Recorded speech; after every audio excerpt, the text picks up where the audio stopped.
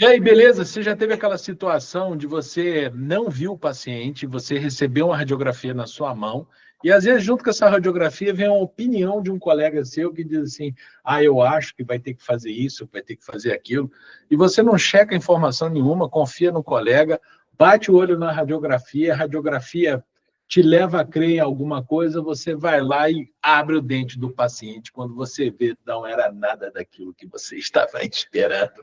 Você já teve essa sensação, doutora Adriana? Bem desafiadora, né? Muito desafiadora. E hoje a gente preparou aqui, no nosso Podcrendo, exatamente isso, 3 armadilhas que podem sabotar o seu diagnóstico endodôntico e, claro, como evitá-las, porque a gente não está aqui só para ficar apresentando problema.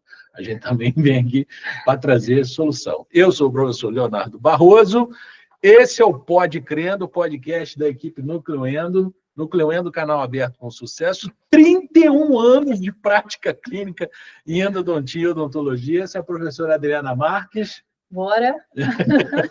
Ué, não vai falar hoje? 21 anos de profissão. Saindo da odontologia em geral, que eu sou uma apaixonada pela odontologia. Apaixonada. Ontem eu ouvi de uma ex-aluna nossa assim: Jesus Cristo, o que é o currículo dessa mulher? Pelo amor de Deus. Já fez curso em tudo quanto é lugar, em tudo quanto é área.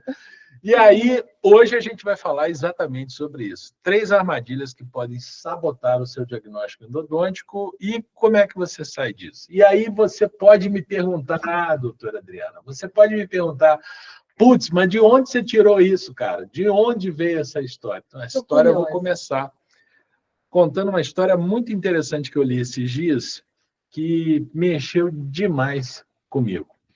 É a história de uma coisa chamada efeito Rosenham. O efeito Rosenham foi o seguinte, gente, olha que coisa interessante.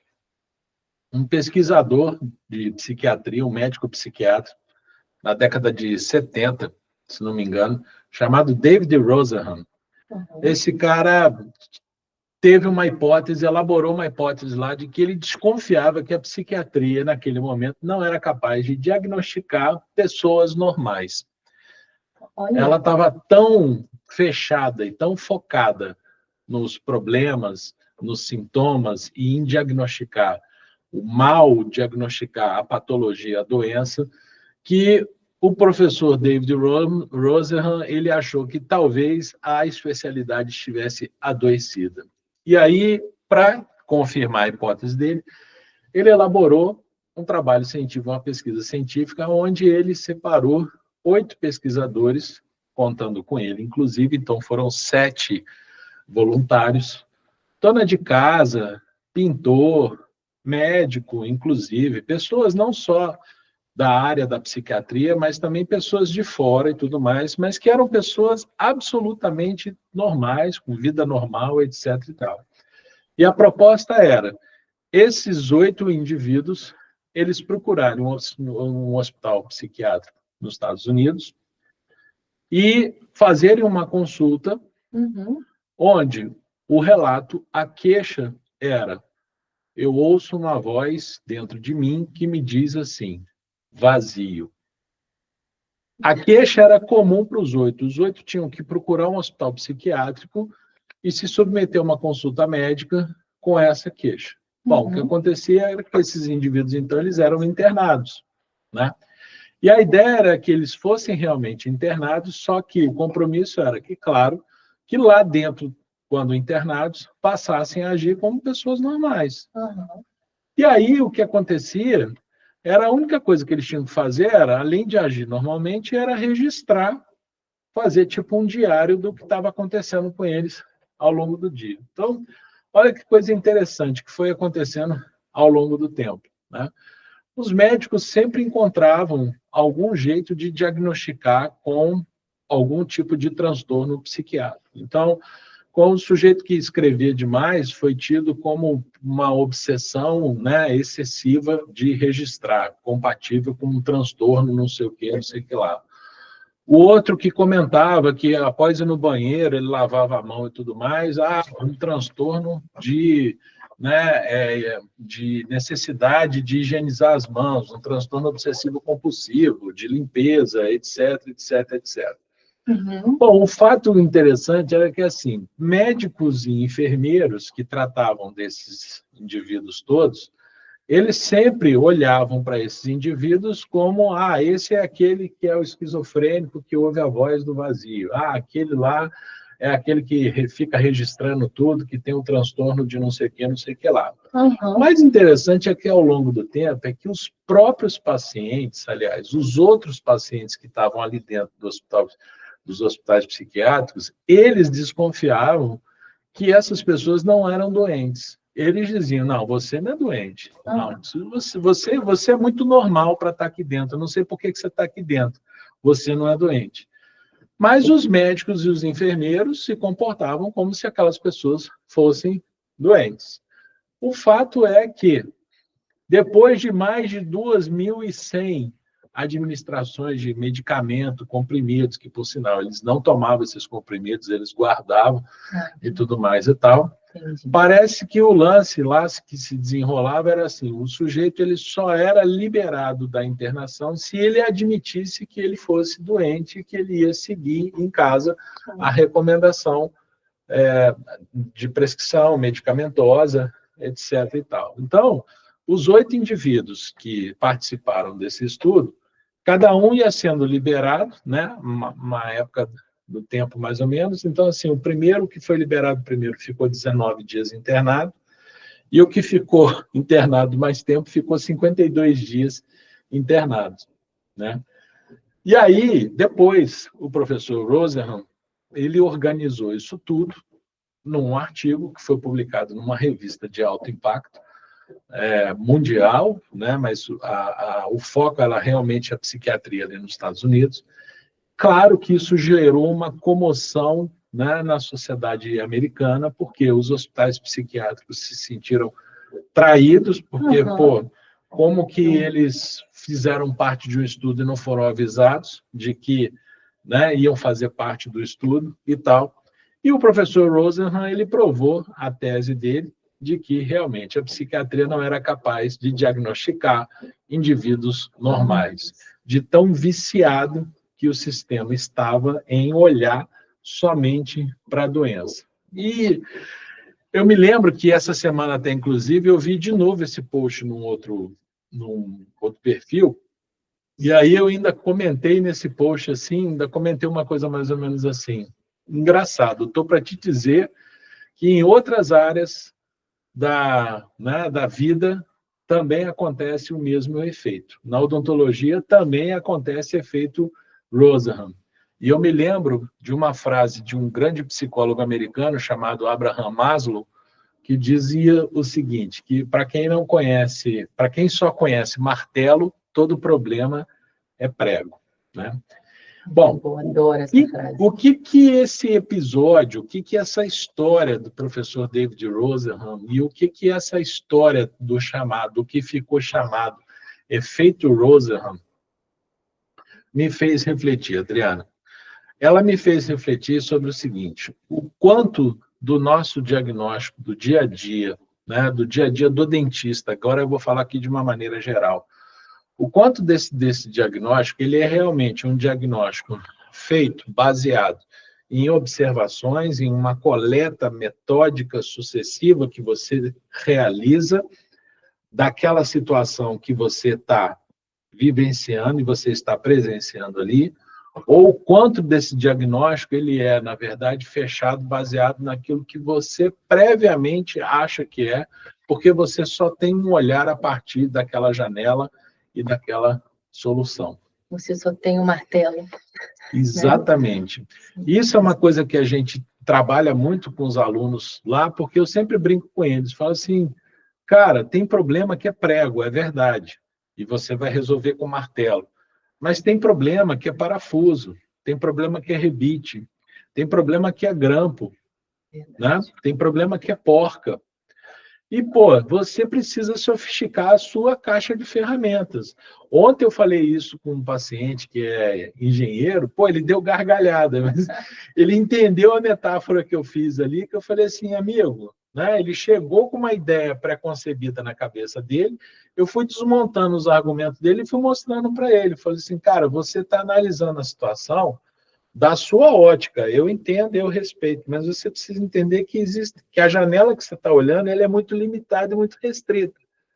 Existem outras coisas que a gente também precisa prestar atenção para, no final das contas, a gente chegar a uma conclusão que seja realmente uma conclusão que atenda à sua necessidade.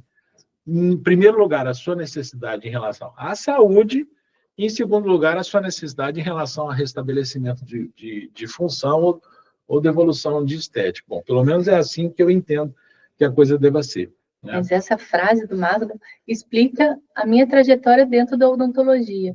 Por isso que a aluna falou com você, eu realmente... Já tive que ouvir essa ainda, entendeu? Que o currículo dela, sem sacanagem, deve ter aí uns 30 itens, o que significa dizer que a caixa de ferramenta dela tem pelo menos 30 ferramentas diferentes, né? Não é, mas não é isso. É a gente isso aí. tem Isso, eu recurso estou para brincando, mas é lidar. verdade. Ajuda bastante no diagnóstico. Mas eu queria fazer uma chamada aqui. Chame. Para as 3 regras. Faça a chamada. Vamos dar um intervalo aqui agora para as nossas 3 regras fundamentais que a professora Adriana está fazendo questão e ela tem toda a razão. A primeira regra é: você precisa chegar curtindo. Porque se você chega curtindo, você...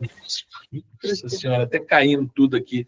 Se você chega curtindo, você diz para o seu cérebro que tem coisa boa acontecendo e você vai começar a prestar atenção mais nas coisas boas acontecendo do que no microfone que acabou de cair aqui, tá? Esse é o primeiro ponto. O segundo ponto, a segunda regra, qual é? A segunda regra é: você vai pegar esse conteúdo e vai compartilhar com uma pessoa, pelo menos. Aquela que primeira que vem na tua mente, que vem na tua cabeça e fala assim: putz, grila, fulano de tal precisa ouvir isso que está sendo dito aqui. E a terceira regra qual é? Fazer um comentário. Faça um comentário, vai. Ajuda a gente a engajar, porque aí também fortalece para o YouTube, para o Spotify, o nosso programa, e começa a mostrar para outras pessoas que também começam a ter acesso. A gente prepara isso aqui com o maior carinho para você, porque o nosso objetivo aqui realmente é elevar a prática profissional da endodontia, especificamente, mas também da odontologia como um todo. Então, dá uma força para a gente aí, segue as 3 regras aí, vai. Mas voltando aqui na nossa história aqui. Então, uma coisa que eu sempre me preocupei com o diagnóstico, Adriana, é exatamente isso. Eu sempre digo que o momento do diagnóstico, ele é um momento da gente conservar uma atitude de mente aberta e de coração aberto. Eu não posso partir de pressupostos, né? Um paciente chega para mim e relata um quadro de dor, né? Quer ver uma coisa que é muito comum acontecer? Ele vem e traz um relato de dor. Ontem mesmo eu tive uma paciente com essa situação. Uns 4, 5 anos atrás, ela fez uma cirurgia apical no molar superior e ela, então, de 3 meses para cá, ela começou a sentir um desconforto desse lado direito superior, e desconforto foi a palavra que ela usou, foi uma palavra assim, muito vaga, muito inespecífica, mas foi a palavra que ela usou. Eu comecei a sentir um desconforto e tal, e agora eu estou cismada, a palavra dela foi essa. Eu estou cismada, porque eu estou achando que aquele dente que eu fiz a cirurgia há 4, 5 anos atrás, eu estou achando que aquele dente está voltando a dar problema. E o que está acontecendo, doutor? Eu não estou conseguindo mastigar desse lado. E agora eu já não sei te dizer, se eu não mastigar desse lado, é porque eu estou sentindo alguma coisa nesse dente, é porque eu estou cismada com esse dente, eu não estou confiando nele. Então, eu estou mastigando mais do outro lado. E eu estou notando que isso está criando uma dificuldade, um problema aqui para minha mastigação e tudo mais e tal. E, assim, eu quero tirar essa dúvida da minha cabeça e tal, né?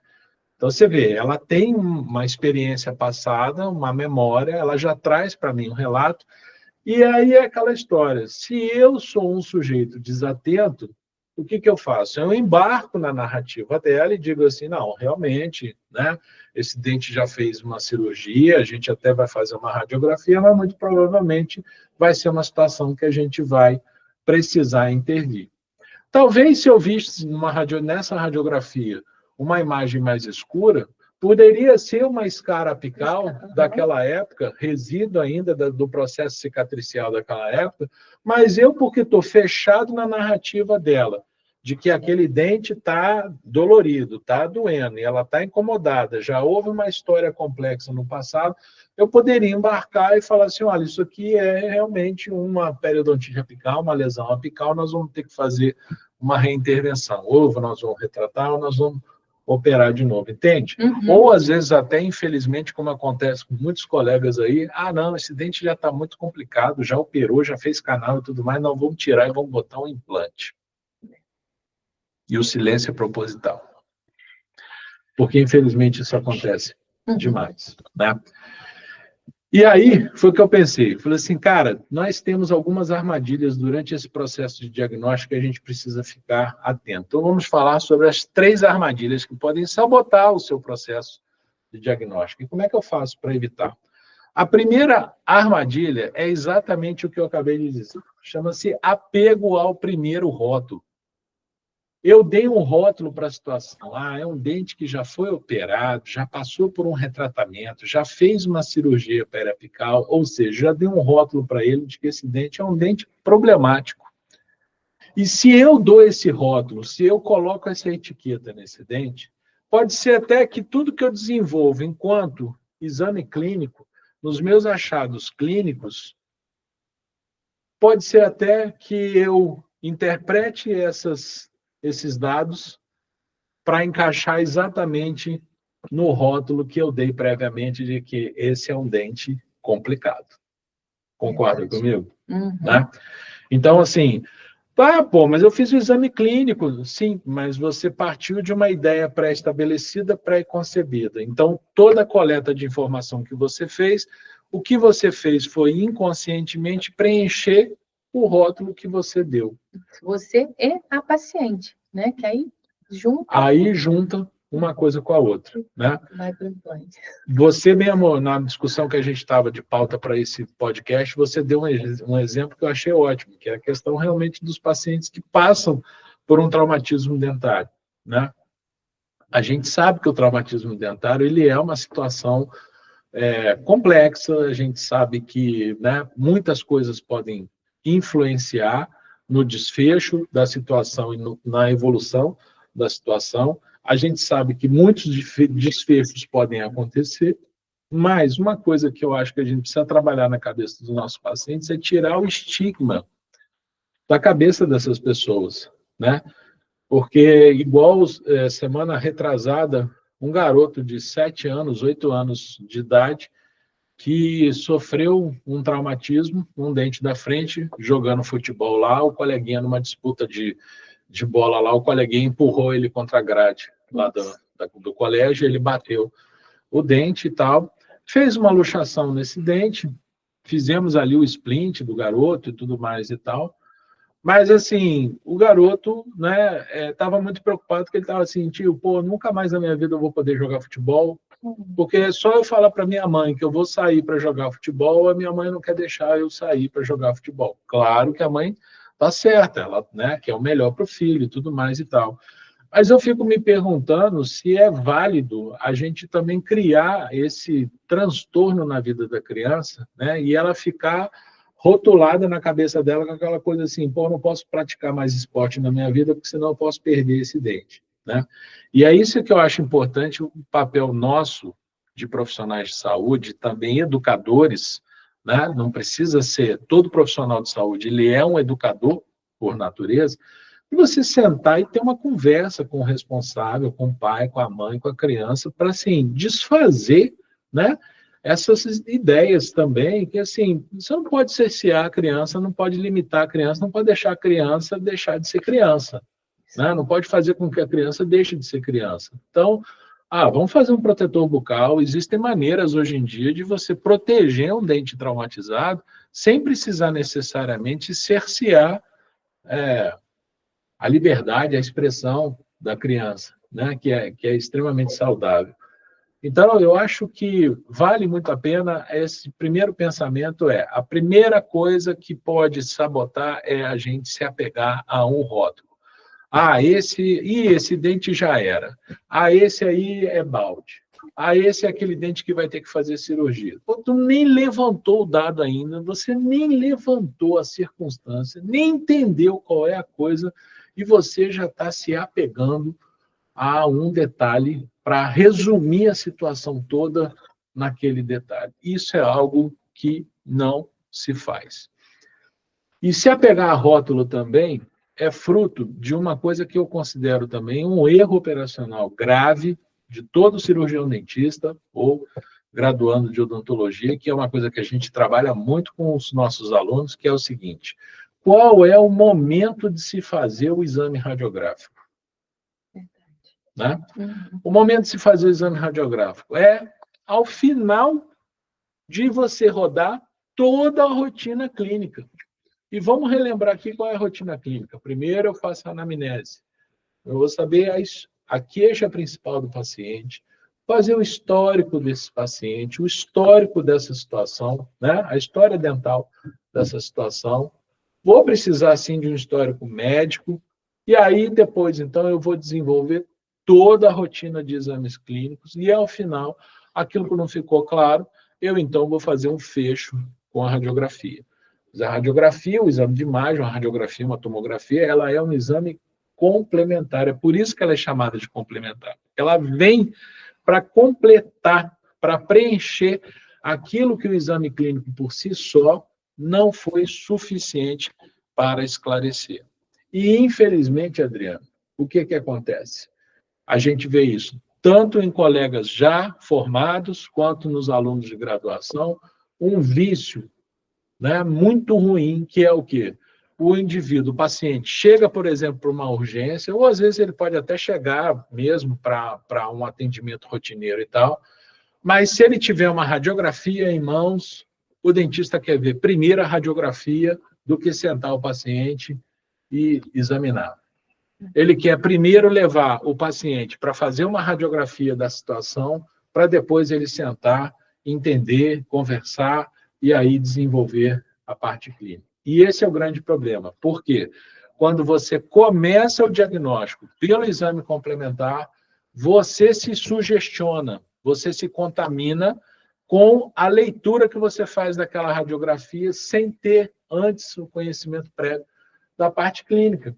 E aí o que vai acontecer? Ah, eu já olhei essa aqui, já vi que essa restauração de amálgama ela está profunda, então esse desconforto com frio, com quente que esse paciente está tendo, relatando, com certeza é esse amálgama profundo que está aqui.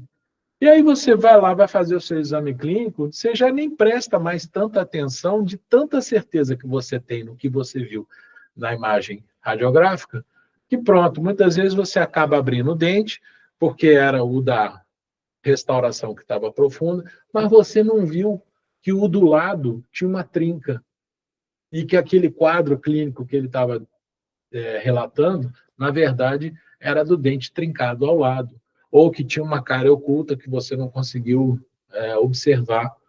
Enfim, N situações podem acontecer quando você primeiro olha uma radiografia para depois você fazer um exame clínico. É por isso que a gente sempre diz, ao contrário, você começa primeiro pela parte clínica, você roda a rotina clínica toda primeiro, para depois você, então, fazer o fecho com radiografia. Então, a primeira coisa que pode sabotar o seu diagnóstico é você inverter a ordem do seu exame. Então, você começar pelo exame de imagem ao invés de começar pelo exame clínico. Isso vai fazer você se apegar ao rótulo. Ao rótulo do quê? Ao rótulo do espessamento do ligamento periapical, ao rótulo daquela lesão periapical, o rótulo daquela restauração de amálgama que está mais profunda, o rótulo daquela outra restauração que está mais infiltrada, mas necessariamente essas coisas podem não ter relação direta com a queixa que o paciente está apresentando naquele momento. Vejam que eu não estou dizendo que não tem que ser tratado, tá, Adriano? Pode ser que tem que ser tratado, tudo bem, mas pode ser, né, que não tenha relação. Então, é importante, a primeira coisa é a gente desenvolver a parte da rotina clínica. Sim. Beleza? E o rótulo, Léo, ele também pode ser precursor do efeito nocebo. É igual esse exemplo da paciente que chegou para você, falando assim, já tem um dente, já fez cirurgia periodontica, estou com uma sensibilidade diferente, estou com medo de mastigar e tal. Quando você faz o exame e faz a tomografia, você vai ver que, às vezes, a questão é na raiz palatina, que tem a lesão lá, enfim, aí você vai fazer a indicação de um retratamento específico da raiz palatina, que é uma raiz, teoricamente, fácil de retratar, né, ampla, reta, que daria um efeito legal ali no retratamento, mas ela já está com esse efeito nocivo, e não vai dar certo, já mexi demais nesse dente, e agora realmente eu acho que o que tem que fazer é o implante. Então, você pode ir lá retratar, ou ela às vezes nem vai deixar você retratar, e já fica com essa crença, com esse rótulo de que um dente muito mexido, o ideal é extrair e fazer um implante. Fazer um implante. Né? E aí o tratamento não dá certo, ou nem vai para frente. E vou até te falar, o desfecho da situação. E o desfecho realmente foi o seguinte, foi aquilo que nós chamamos de memória de dor. Tá. Porque realmente o problema que ela tem não é nem nesse dente. O que esse dente tem radiograficamente, até é uma pequena imagem escura, que parece mesmo mais cara e tal, mas do ponto de vista clínico, ele não tem edema, não tem inchaço, não tem bolsa, não tem fístula, não tem dor à percussão vertical, não tem dor à percussão lateral, a parte periodontal dele está íntegra, é um dente que está em ordem. Qual é a questão desse dente? Nenhuma. Qual o problema dessa moça? O problema é o de baixo, o antagonista, que tem uma restauração de resina que está fraturada. Tá. E aí o desconforto dela, a falta de firmeza, a falta de confiança que ela tem, é porque, na verdade, o antagonista não dá essa firmeza porque tem uma dentina exposta ali que dá um desconforto. Ou seja, não era um dente nem para uma consulta endodôntica, ou encaminhada para fazer a parte de dentística e tal. Né? Então, para a gente entender. Então, se eu fosse me apegar ao rótulo, eu como endodontista, raiz que sou, que tem, né, como dizem, o especialista, a visão do especialista ali e tudo mais e tal, se eu fosse um cara assim, desse jeito mesmo, certamente eu ia pegar, não, mas tem alguma coisa errada nesse dente, quando na verdade não tem, né? Você vê esse cuidado de falar. Ontem eu tive uma paciente que sofreu um trauma, tropeçou na rua, bateu com os dentes no chão, e eu cheguei a fazer um primeiro atendimento, fiz a contenção semirrígida, fiz o acesso endodôntico, porque realmente houve ali a necrose, uma paciente de 62 anos, e ela foi passar o aniversário na casa da mãe, longe, uma senhora, a mãe idosa e tal. Ela voltou ontem para o atendimento com o dente obturado endodonticamente, já restaurado e tudo mais. Você não imagina o cuidado que eu tive para conversar com essa paciente, para falar assim, porque o ideal normalmente é a gente fazer trocas de medicação, igual eu já tinha falado para ela, né, para ter todo o efeito do hidróxido de cálcio, permear, fazer uma descontaminação, evitar a contaminação do ligamento periodontal, para não ter ali a reabsorção externa. Então, quando ela voltou ontem para me avisar que, né, não ia continuar o tratamento, queria saber quanto que estava me devendo desse primeiro atendimento que eu fiz, eu tive que ter muito cuidado, porque eu levei um baita de um susto, né, dessa conduta do colega de pegar e obturar esse canal, já restaurar, colocar pino, fez tudo mais. Porque é isso, né? A gente sabe o que a literatura manda, a gente pensa que todos os colegas estão alinhados, a gente não sabe, né, se realmente, às vezes, ela não falou, mas não tinha como não falar, porque ela estava com a contenção ainda, ela voltou para mim e eu tirei a contenção ontem. Mas, enfim, do tanto que já está, né, o consenso na literatura qual a conduta de dentes traumatizados, eu tive que ter muito cuidado para falar, porque eu levei um baita de um susto. Falei com leveza e falei da importância de fazer um controle dali por diante, né? Ela, não, doutor, mas agora eu estou com a senhora, eu vou continuar, vou fazer a radiografia com você, então tá. E do mesmo jeito, eu tive esse cuidado, você vê que ela não tinha noção e não quis deixar com ela com estigma, igual a gente vê aí com o rótulo de que o dente traumatizou, não fez troca de hidróxido de cálcio, não aumentou o pH desse dente, reabsorção externa na certa, ela vai perder esse dente nos próximos anos. Né? E é o que a gente chega com as nossas crianças, a mãe não deixando mais jogar futebol, igual você falou, brincar. A gente sabe que na literatura fala da enorme chance daquele dente sofrer novamente o trauma. Sim. Então, tá certo, a gente vai falar com a mãe, a gente vai sugerir um protetor bucal, e a gente não falar igual chegam para a gente pacientes, falando assim, não, ele já sabe que vai perder esse dente, ele está esperando só completar os 18 anos para aí sim poder fazer um implante e tirar esse peso do risco desse dente perder. Então, a reza da família fica do filho chegar até os 18 para poder ter ali a opção de um implante e perder esse dente. E a gente sabe que não é isso que acontece, né? E muitas das vezes a gente consegue aumentar a vida desse dente, e às vezes aumentar até adulto, idoso, e não tem nada. E o dente vai estar lá. Vai estar lá direitinho. Esse então, é o não problema, rotular. é a gente não, assim, não rotular, porque se você rotula, você limita. E o limitar é que eu acho que é o maior problema. Sim. Né? Num caso específico como esse aí, se você rotula uma criança dessa, você limita ela, e a gente não sabe, na verdade, qual o impacto que isso vai ter na autoestima, na autoimagem, que tipo de adulto que essa criança vai ter. O traumatismo é uma área, principalmente o traumatismo em criança, é uma área realmente assim, que o dentista que lida, ele tem que ter muito tato.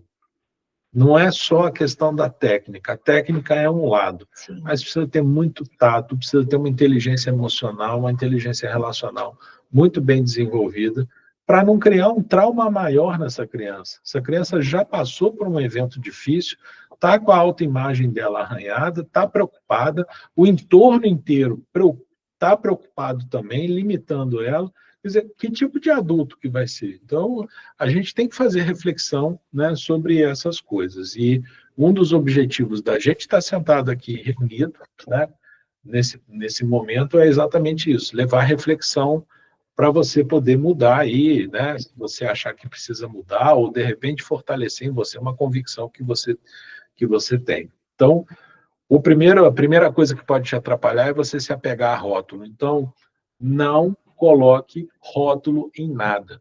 Faça a sua observação livre, de mente aberta, faça a sua análise de dados. A segunda coisa é a influência externa. Segunda coisa que pode te sabotar é a influência externa. O que é a influência externa? A influência externa é assim, o paciente já chega, não, eu vim aqui porque passei lá pelo doutor fulano de tal e ele já falou que é para fazer o tratamento de canal. E aí eu me lembro de um 36 de uma senhora, de uma vez, uma senhora chegou para mim dizendo assim, olha, eu estou com uma carta aqui, foi indicada pela doutora fulana de tal aqui, e é para fazer o retratamento desse dente aqui. Aí eu olhei, abri a carta e tal, e estava escrito lá frontalmente, favor, né, ao doutor Leonardo Barroso e tal, encaminha a paciente para retratamento do dente 36. Beleza, tá.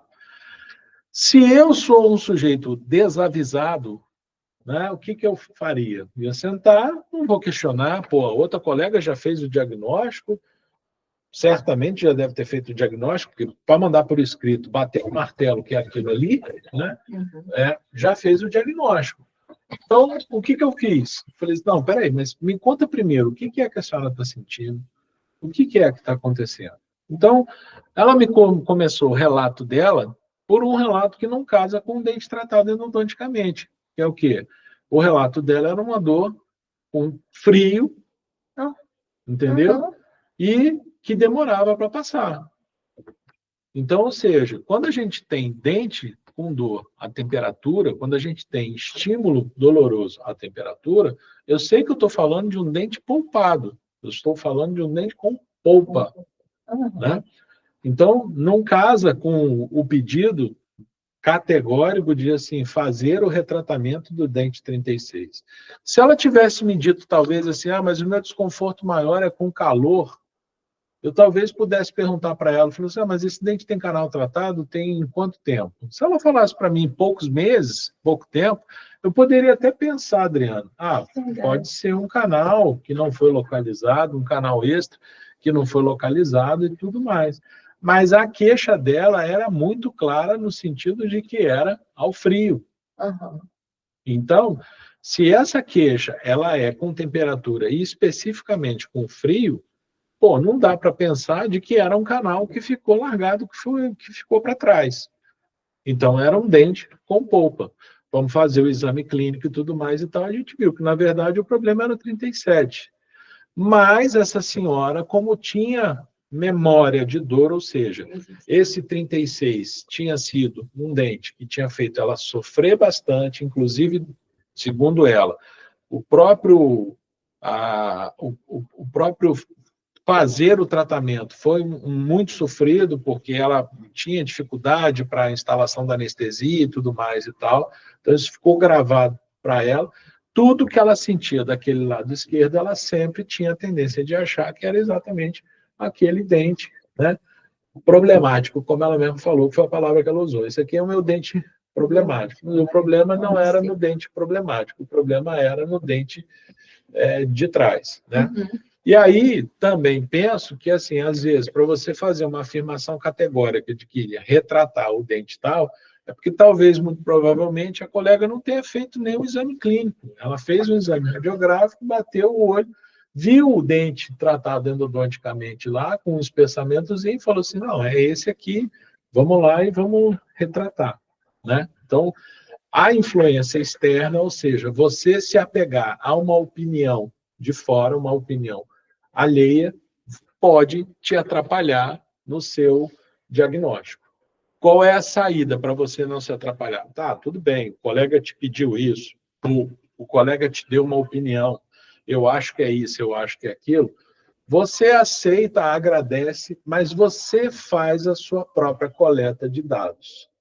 Você procura se manter naquele estado que a gente comentou no item anterior, que é, eu me mantenho em atitude de mente aberta e coração aberto, porque senta aqui que eu quero te ouvir para entender qual é a tua queixa, vou te fazer algumas perguntas para eu formular hipóteses diagnósticas, depois eu vou sentar você na cadeira, eu vou fazer a minha própria observação e vou fazer a minha própria coleta de dados, e no final disso tudo, o que não ficar claro, eu vou fazer uma radiografia, eu vou pedir um exame tomográfico para fazer, né, uma complementação maior da informação para poder fechar a história. O relato que o fulano deu, a opinião de Cicrano, a opinião de Beltrano, são opiniões, mas no final das contas, gente, o que a gente tem que lembrar sempre é que fechar um diagnóstico é um ato de muita responsabilidade. E é um ato em que você é que vai assumir o compromisso daquilo ali. Você que está assumindo o compromisso daquilo ali. Por quê? É a partir do seu diagnóstico que você vai instituir ou vai propor uma terapêutica para aquilo. Mas se você escorregar no diagnóstico, certamente sua terapêutica vai ser errada. Então, você não vai trazer solução para o problema. E é extremamente desagradável, né? Não sei se alguém já teve essa oportunidade, eu já tive essa oportunidade de você errar, de você dar uma varada na água feia, né? E o paciente voltar no dia seguinte e falar assim, então, doutor, aquele dente que você abriu, não é ele. Melhorou nada. Não melhorou nada, né? Então, não podemos nos apegar a influências externas, ou seja, as opiniões dos outros são apenas as opiniões dos outros. Você tem que fazer a sua própria coleta de dados. Então, mantenha-se fiel ao sistema, ao método de diagnóstico, o passo a passo que precisa ser seguido. E aí é legal isso do teste, a gente ter clareza da questão do teste que a gente faz lá no paciente, que ele vem para reproduzir o que o paciente está sentindo em casa. Então, se ele tem sensibilidade, relato para você sensibilidade ao frio, você vai fazer o teste de frio. Se ele está com sensibilidade de calor, você vai tender ali fazer o teste de calor, com a tacinha de borracha, que é o que a gente utiliza hoje em dia. Se ele sente dor à mastigação, você vai fazer o teste de percussão. E acrescentar aí, hoje em dia a gente está tendo muitos casos de trinca, a gente acrescenta a sondagem periodontal, porque a gente sabe que você tendo uma fissura, uma fratura, você vai ter uma sondagem positiva. Eu acho isso muito legal, porque a gente tem ali no dia a dia, às vezes com os alunos da graduação, o paciente falando que está sentindo congelado, ele sente, professor, ó, fiz os testes lá, bati, fiz percussão e tal, mas o que o paciente relata? Relata dor ao frio. Você já fez teste de sensibilidade? Ah, não, vou fazer, tem que fazer? Ah, vou fazer. Então, a gente ficar atento a isso, que o teste ele é feito para reproduzir o que o paciente está sentindo em casa. E Então, assim, um outro caso também que eu acho legal a gente fazer, porque eu virei, no início da profissão, eu lembrava assim, que eu ficava muito salvadora de dentes. Então, eu recebia esse encaminhamento, Léo, e via assim, solicito tratamento endodôntico do dente tal. E aí o paciente chegava para mim, eu ia lá, limpava a cara e recebia essa indicação de um protesista. E limpava a cara e tal, com todo cuidado, e não dava endo. Já tinha feito o teste de sensibilidade e respondia favorável, normal, parecido com os outros dentes. Então, eu ia a salvadora das endos, né, da polpa.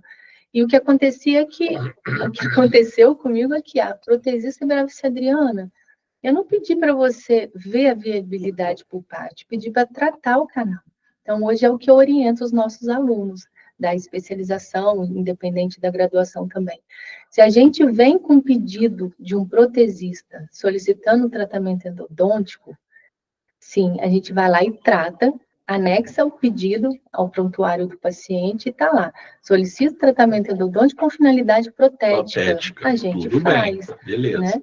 Mas, por outro lado, tem aquele que fala, solicito a avaliação endodôntica ou a necessidade de um retratamento endodôntico, né? Pois irei fazer a reabilitação protética. Aí a gente pode se meter ali, por colocar a nossa opinião, fazer os testes e devolver o paciente para o protesista. Né? Eu acho importante isso, a gente colocar, acho que cabe bem aqui. Não, cabe bastante, porque assim, uma coisa é você fazer a terapia endodôntica, porque ela vai ser pilar, ela vai ser sustentação para o trabalho protético. Isso aí é uma coisa, não tem o que questionar. A questão só é exatamente assim, você já recebeu o paciente com uma opinião definitiva de algo que, eventualmente, pode haver ali um engano, ou seja, eu preciso confirmar a informação antes de, propriamente dito, eu sentar e fazer alguma coisa. Gente, a partir do momento que você sentou, anestesiou, o filho é teu, né? Segura porque o filho é teu. Então, se você vai assumir essa responsabilidade, ao assumir essa responsabilidade, você assuma a responsabilidade por algo que realmente estava ali instalado e que você corretamente ali vai propor a correção. Sim. O terceiro item, né, são os sintomas que enganam. E é exatamente o terceiro item, é o item que permeia todas as histórias que a gente vem contando aqui até agora. São os sintomas que enganam. Em geral, esses sintomas que enganam são os sintomas que partem o quê? Ou de ideia pré-concebida nossa, ou de ideia pré-concebida dos nossos pacientes, né? Em geral, esses sintomas que enganam, e agora a gente vai poder falar um pouquinho mais, né, é exatamente sobre o fenômeno de memória de dor. Memória de dor é um fenômeno muito interessante, porque todo mundo sabe que dor é uma experiência pessoal e intransferível. Cada um tem um limiar de dor, cada um percebe a dor dentro de um limiar diferente um do outro, que me incomoda, né? Não incomoda para a Adriana. Em geral, as mulheres tendem a ser mais resistentes do que os homens, né? Em geral, as mulheres têm mais eu costumo brincar que assim, o sexo forte é o sexo feminino e não o masculino, né? Elas só tendem a ser mais resistentes, mas a gente sabe, na verdade, também que a interpretação do fenômeno de dor, ela passa também por alguns filtros. Filtros esses, né, que estão no nosso sistema nervoso central, que são os filtros que dizem respeito a, por exemplo, a nossa educação, a cultura, né? Então, existem homens, por exemplo, que não externam o que estão sentindo, porque foram criados de uma maneira muitas vezes restrita, no sentido de que homem não chora, homem não demonstra isso, não demonstra fraqueza e tudo mais e tal, né? Existem culturas que realmente elas podem dar moldar educacionalmente a pessoa e ela não manifestar ou ela não, né, não expressar aquilo que ela está sentindo. Então, cada um interpreta o fenômeno de dor de uma maneira diferente, porque existem esses filtros todos que vão trabalhar no sentido de como que isso, né, vai ser atribuído um significado.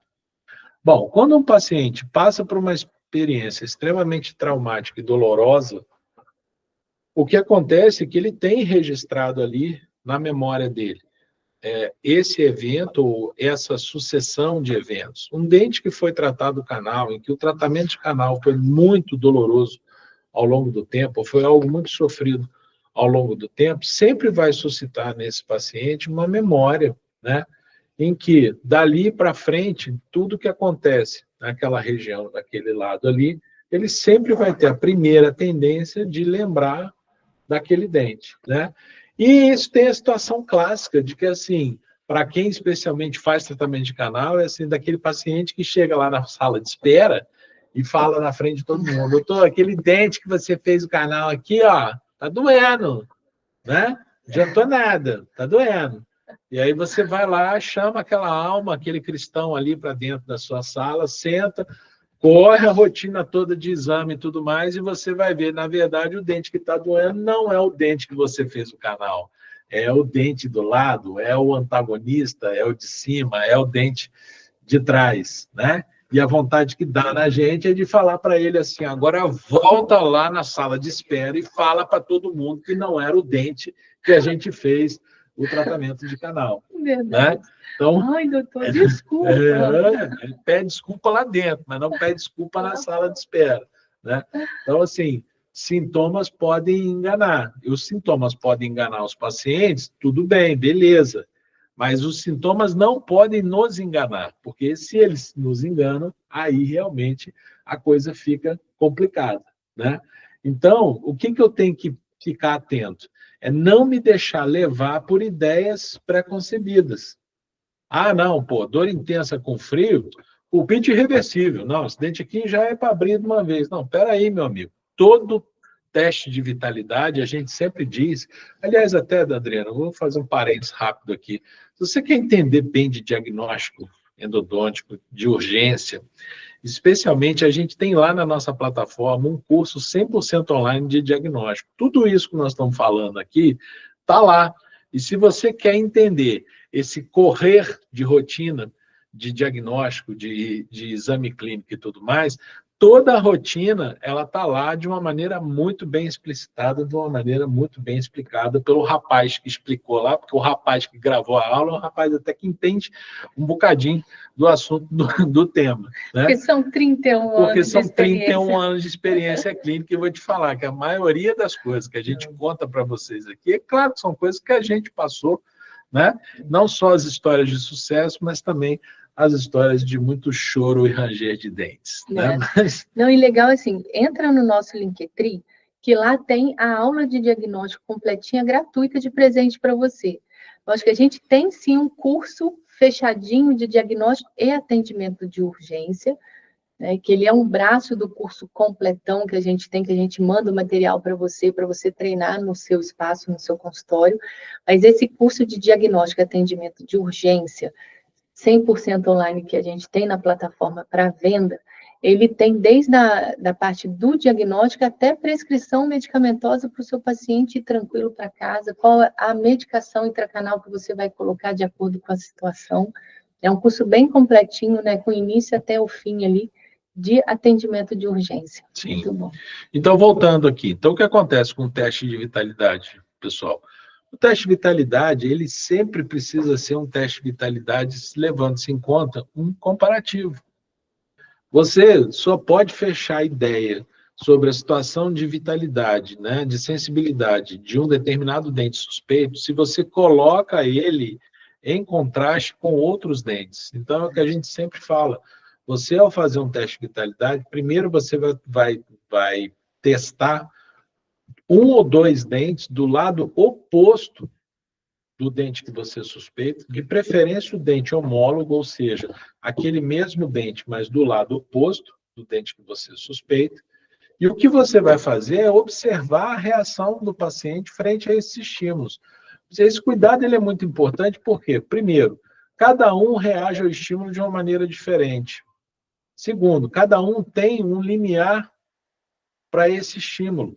Tem pessoas que vão manifestar de uma maneira muito dolorida, de uma maneira, né, que são pessoas que têm uma forma de expressar mais, né, exacerbada. Outros são mais contidos. Então, você vai observar o jeito com que essa pessoa recebe o estímulo natural, normal, E o terceiro item é o quê? Ele mesmo ser agente dessa observação.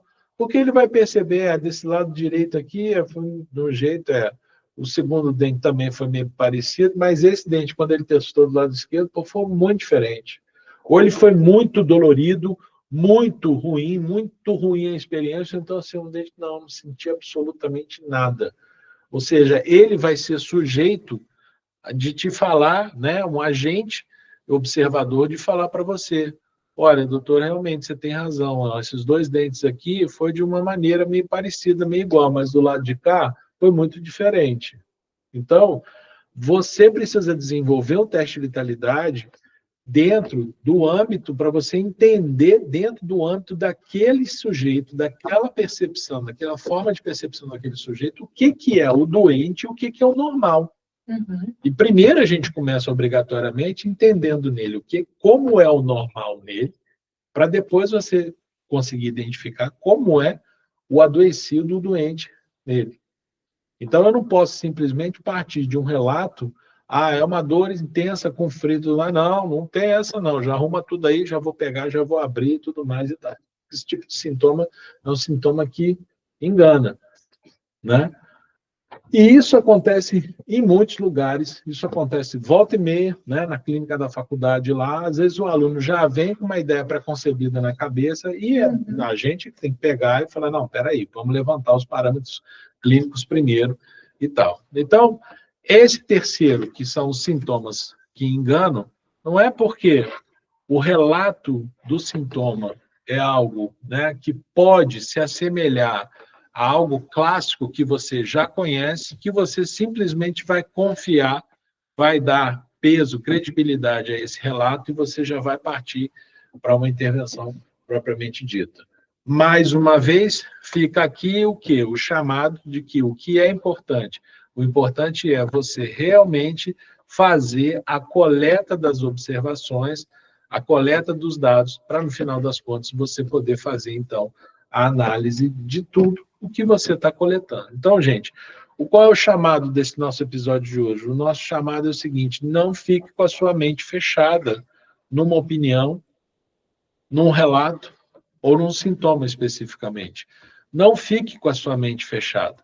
Se você quer realmente produzir o melhor benefício para os seus pacientes, realmente você tem que estar com a mente aberta e com o coração aberto e boa disposição de aplicar um método sistemático, um passo a passo que precisa ser desenvolvido, para que no final disso tudo, então, você tenha reunido informações relevantes para você falar assim, vou dar um fecho para isso, a sua situação é essa aqui. Independente do que fulano falou, independente do rótulo que o outro Beltrano colocou, na minha opinião, é isso aqui, e a forma de tratar é essa. Ficar atento ao efeito rosa.